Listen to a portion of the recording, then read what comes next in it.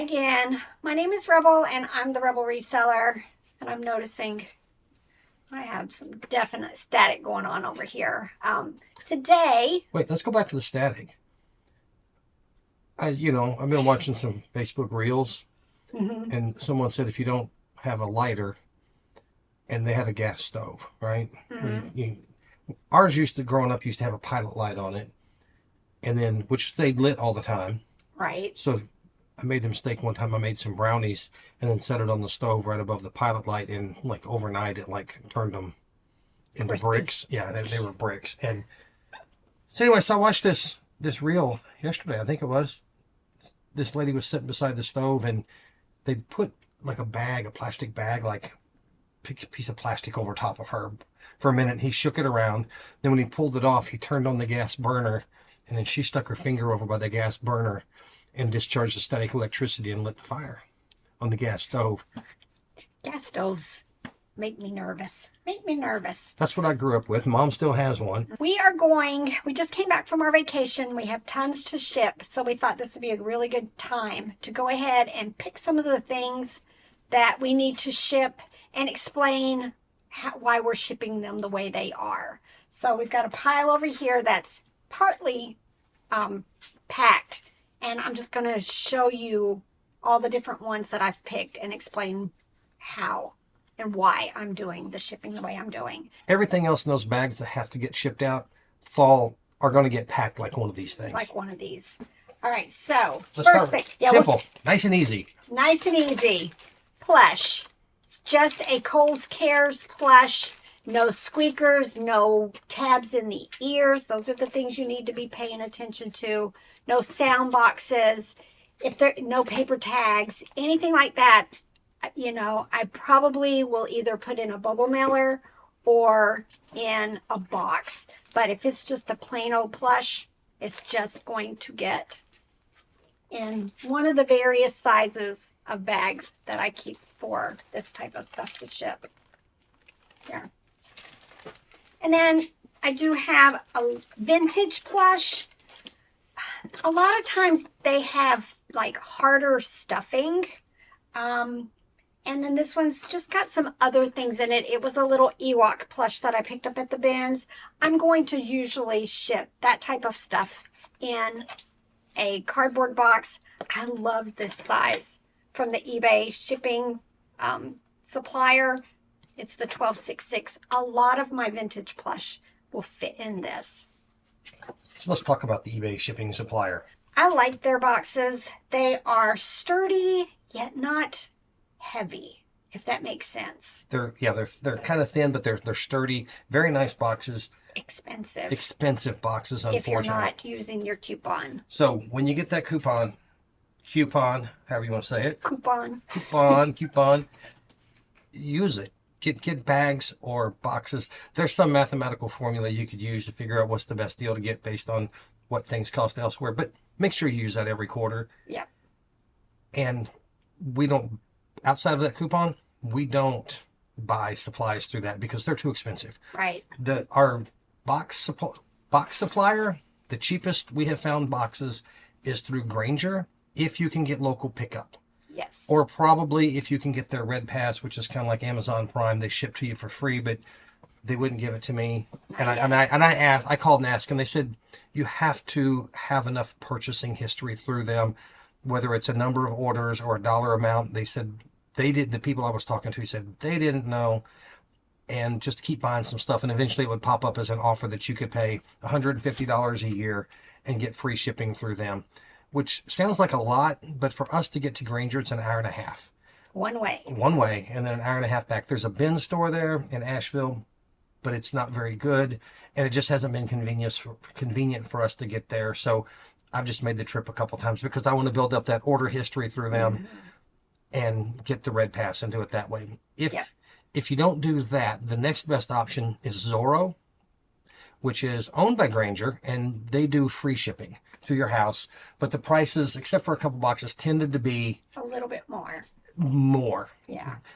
Sometimes more than a little bit, but it's free shipping. So if you don't have a place to go get Grainger and you don't want to deal with paying the Red Pass because you don't buy that many boxes, then Zorro's a great place to get it.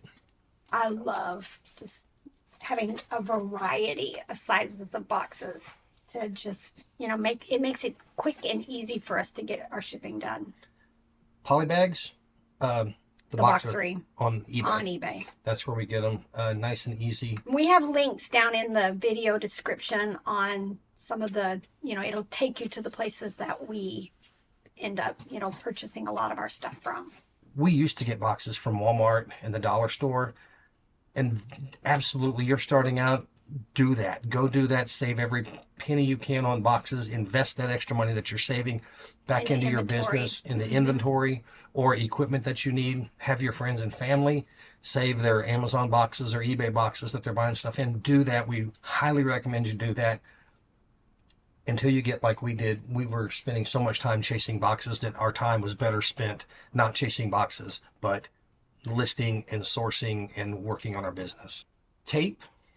American Bubble Boy. Awesome tape. It was, I buy 36 rolls at a time, and that lasts us about a year, and it was less than half the price of what we were paying for the Duck brand tape at Walmart. Equivalent is good. Excellent service through them. Love their stuff. We get our bubble wrap through them.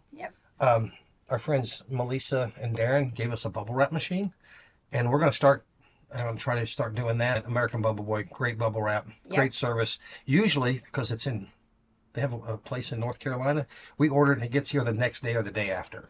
So it's quick service. We have the Munbin printer. Excellent printer. It's like $80 and works as well as the $200 name brand printer that we've been using for a long time. Easy to set up, works awesome. We use an Ultra Ship from, I think it was from My Way. Scale. I got it. I want to pay a little more because I wanted my scale to stay on. So as long as it will work off of batteries, but if I have it plugged in, it will stay on. The one I was using before that would turn off like every 60 seconds. So I kept having to turn it on. And then wait for it to cycle.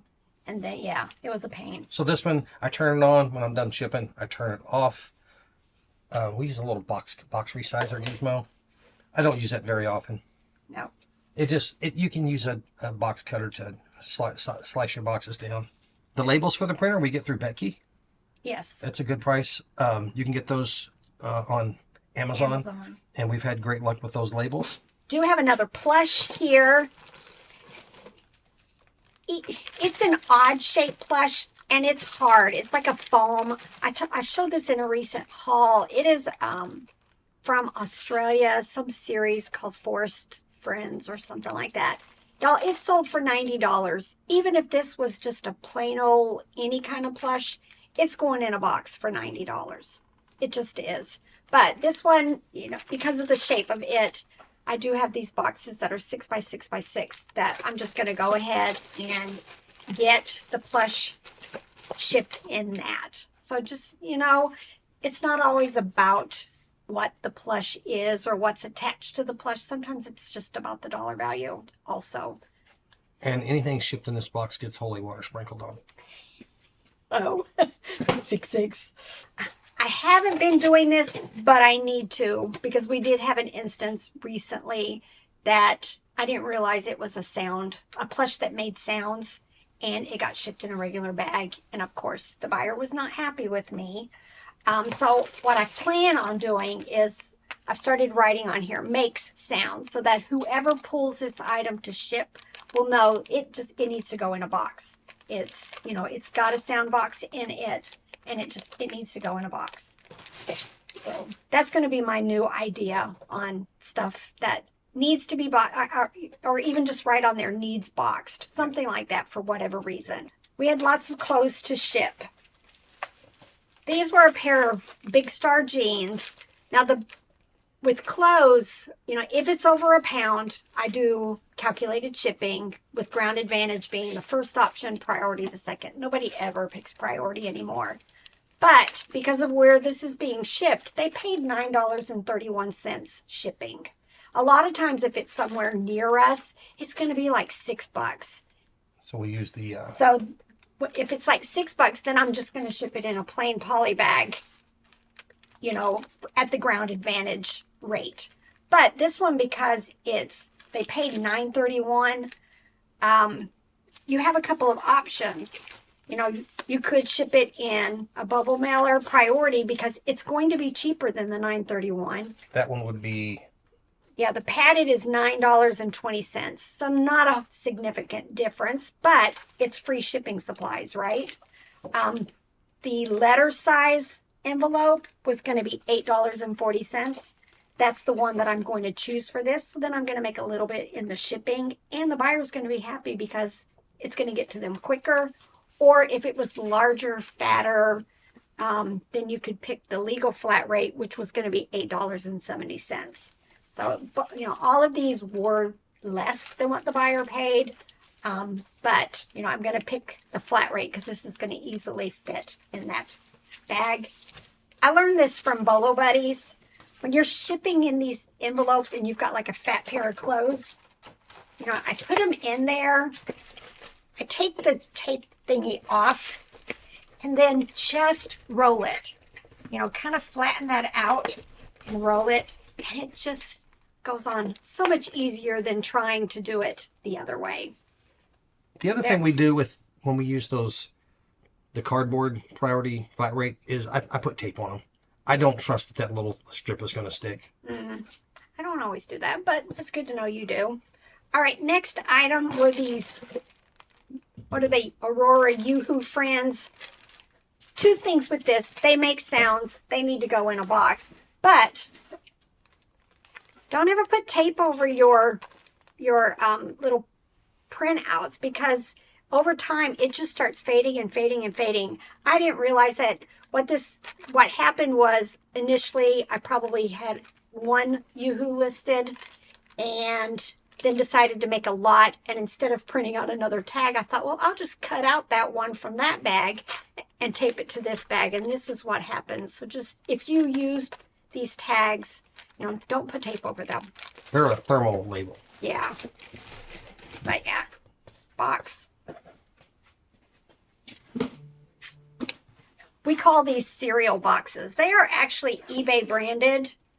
I love these. Look, for puzzles. You know, we do a lot of puzzles and we ship a lot of puzzles.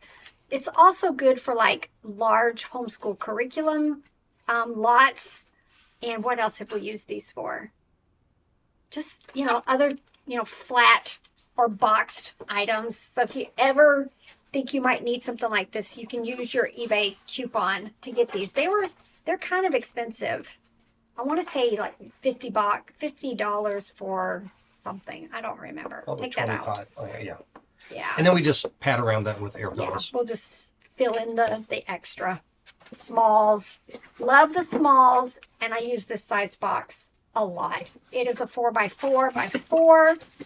Like these were these little plastic horses.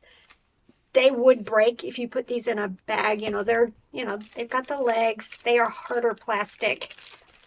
But literally most smalls I'm going to ship in this.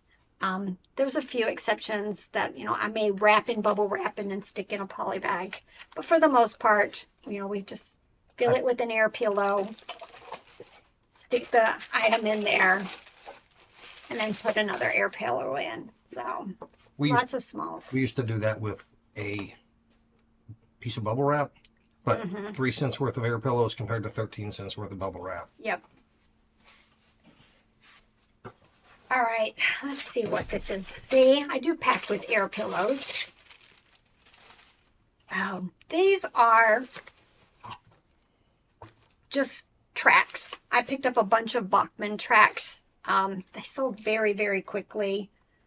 And we're just going to use this 1266 box and fill in with, I put air pillows under that, and I try to do, if the box is big enough, I try to do air pillows under and on top on things like that. If you pull that back real quick, I put bubble wrap on, because those have prongs on the end of them I was worried about. I put bubble wrap there instead of air pillows because I was concerned that the little prongs on the tracks would poke the air. if it got jostled. Could it poke through and pop the air pillow, and then it wouldn't be doing any good. So I used bubble wrap on that. This was an Etsy order. Just little people.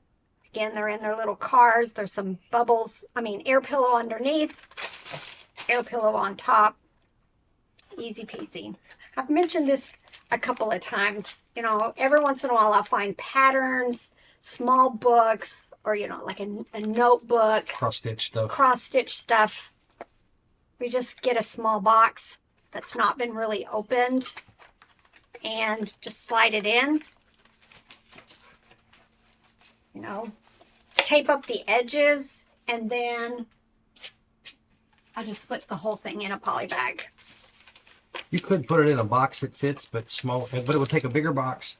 Bigger boxes cost more, and then you'd have to put some sort of filler in there with it. Yep. So this is about the cheapest way to do it. This is a Florida Gators mug. I'm going to write Rocky Top on the box when I'm done with it. No, you're not. Yes, I am. I'll get a negative feedback. What if eBay would remove that? Doubtful, doubtful. I would expect that somebody that saw that on the box would probably get a chuckle out of it. Especially if it's coming from Tennessee. Yeah, that's what I mean. It's coming from Tennessee. They're Florida fans, Florida Gators. You write Rocky Top on there with a smiley face, they would probably get a chuckle.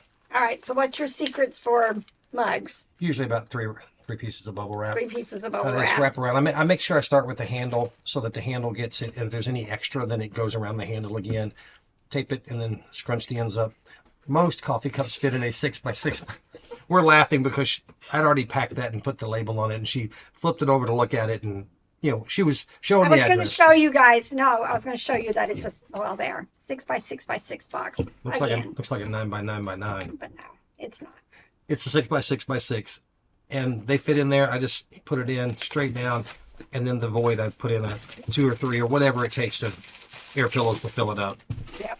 There are some coffee cups that are smaller that would go in a 5x5x5, and some that just need to go in a larger box like it's in 8.6, because they're just, if it's a big heavy mug, large mug, then it's just going to take a bigger box, but most of them fit in that box. I sold a set of 2 coffee cups and saucers. So Robert has, again, the same thing.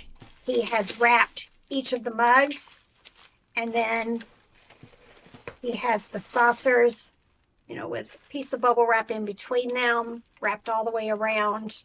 If they're large plates, I usually put a piece of small bubble wrap in there to keep them from clinking. This was small, so I just tucked in the larger bubble wrap. Right, and then just pack in the 2 mugs and then fill in the void with air pillows. This is diner style coffee cup. Restaurant wear. There you go. So it's very sturdy. It's thick. So I didn't put a lot of padding around this. If it was thinner, more like China stuff, there would be air pillows top and bottom and all around it. But I'm certain this is going to get there fine, all in one piece, just like it needs to be, with the protection that it has there. Let's do this glass stuff. Oh, bad. Well, no, not too bad. Bad. 1 plate, I swear. I'm going to go in. That end is open. Oh, I'm going to go in and start changing a lot of my single plates. I know for years I said, you know, I'm going to offer single plates, single cups, you know, as replacements. It's just not efficient. And, you know, like this, we're having to use a large box for a single plate that's sold for like $12 or something. And Robert has wrapped it, again, with bubble wrap all the way around. 2 layers of bubble wrap. I have one end done already. If you flip that other end around. Yeah. When I do plates, if I can't get bubble wrap nice and around it, I take another piece of bubble wrap and fold it up. Like on this one, I folded it in quarters, so it's like doubled, and to protect that edge. And then I'll do the same over here on this other edge. Just to, I like when Rebel sells 3 or 4 plates at a time, because I can pack 3 or 4 plates as quickly as I can pack one with hardly any more material, because they just have a piece of thin, small bubble wrap in between them and bubble wrap around them.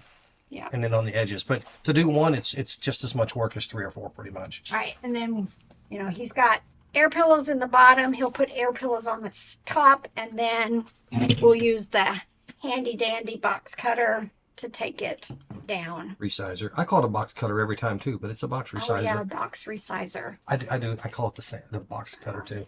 I think we have a link for this also. But it works from the inside. You set it to however deep you need it to go. Like on this one, it's going to go way down here. And then trace that inside and cut the edge for each of the corners. And then it folds on that little, that perforation. And then I sold just like one of these art kit type things. It's going to be a pillowcase doll. Again, I would not put this in a poly bag. I know there's people out there that will, but it's probably going to get smushed. You know, it's not very sturdy. So this is when having large variety sizes of boxes works. This was our newest one we've added. It's a 12-10-4. We got it from Granger. And it just works good for this size stuff. We have a 12-10-4 that I use a lot now. That's this one, 12-10-4. I didn't say that. I said 10-8-4. Don't y'all rewind and check me either. Just believe me. A 10-8-4. We have a 10-8-6 box that I used to use. I mean, I still use it quite a bit, but I found myself putting a lot of air pillows on top. So I got a 10-8-4, and that has eliminated using some air pillows, and I use that box a lot. Yep. This box, we got this for basically textbooks. Yes. It was a textbook size box. We sell things that are that size, so we got this box for that, and we use it quite a bit for things like this. And like Rebel was talking about, that doll thing you're going to make, shipping that in a poly bag is not going to hurt the contents, but it's going to damage the box. And if the person was giving this as a gift, they would be unhappy that their box got crushed. And then, y'all, I do reuse boxes. Look, I bought something from the boxery, and then I turn right around and pack something in it. This is one of those examples. It was pre-boxed from the moment I got it listed. I'm not going to take the chance of, first and foremost, trying to find a box that it's going to fit into. And then secondly, you know, what if my dimensions are wrong? It is so important that if your box that you need to ship, the item that you need to ship in isn't going to fit in, like, I use the, like, remember the large priority box that we used to all use, the 13-13-8? If it's going to be bigger than that, you need to pre-box it because you're going to be getting into dimensional weight. Things that are smaller, I tend not to pre-box unless I've got a large lot of something and it's just going to be easier for me to pre-box it and set it aside. But that takes space, you know, and space is becoming limited for me. I have a huge shelf over here that's full of pre-box stuff, and then I have a corner. Oh, and I got a wall back here of 2 shelves that are pre-boxed, and then I have a corner in the other room that's full of pre-box stuff. So I encourage you to definitely pre-box stuff when it's going to be bigger like this. And if it's, we've changed the way we buy this larger stuff. If it's not worth, in my mind, $50, I'm not buying it if it needs to be pre-boxed. It's just not worth the hassle, the upfront time, and the storage space that it requires for that kind of stuff. It's just not worth it. Yep. So slowly but surely, we're selling. I think this was like $35. To me, it still would have been worth it. But it is what it is. Yes. All right. What do we use for boxes? A lot of the boxes we use 4x4x4, 6x4x4. I love the eBay box. That's bigger than a 6x4x4 because it's taller. So a lot of times it doesn't quite, it's too tall for this. Oh, it's too tall for this one. So I'll use that. That's a 6x4 3/4 by 4 3/4, yeah, I think. And then 8x6x4. We use a lot of that 8/6/4, and then the 10/8/4, the 10/8/6, the 12-10-4, and then the 12/6/6 we use a lot of, and the shoebox size. What's the size of the shoebox down there? This one. Remember the priority shoebox? This is the box that we ended up buying to replace that because we're not shipping very much priority anymore. This one is 16/8/6, and we got it from Granger. Yeah, I like that it opens on top instead of the end like the shoebox did. Yeah. And then the other one we have that we use a chunk of is a 12-12-10. Yes. That's we use that to replace the large priority box, and we use that quite a bit for larger stuff. But those are Larger the plush. we have some others like the 666, but those are the primary ones we use a lot of. All right, I'm gonna do this. No, you do it. I'll butcher it if I try to say the ending part. I hope this is helpful to, especially those of you who are just starting out and shipping scares you. Another thing to definitely weigh your stuff. Weigh your stuff as you're getting them listed. Don't guess. Don't guess, because you're either going to be too short or you're overcharging your buyers, and it's going to take extra time. It is just part of my process. I take my pictures, I write up my stuff, I weigh it, and I determine, what the weight is going to be when I list it. So you take an item that weighs 4 ounces, and then you add a couple ounces for the box, depending on what size box it's going to go in, and say, well, that's 6 ounces. I'm going to list it at 8 ounces. 8 ounces. And then you don't get any surprises in the end. Weigh your stuff so you know up front. Yeah. Because it really matters sometimes. If you list it for, say, 12 ounces, and it has to go 15 once it's shipped, sometimes that can be $1.50. If it's going across the country to California, sometimes that's $1.50 difference in that. Yep. Other times it's a nickel, but sometimes it's $1.50. Yep. All right. Hope you guys found this useful, and hit that like button and leave a comment. Yes, definitely leave comments or emojis. All right, y'all, get to work.